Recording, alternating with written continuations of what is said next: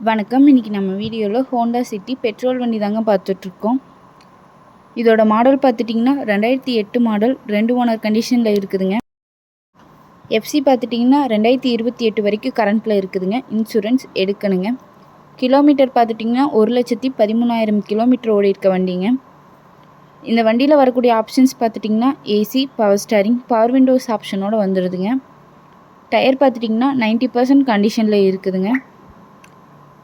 இந்த காருக்கு கஸ்டமர் கேட்குற ப்ரைஸ் பார்த்துட்டிங்கன்னா 2,65,000 கேட்குறாங்க.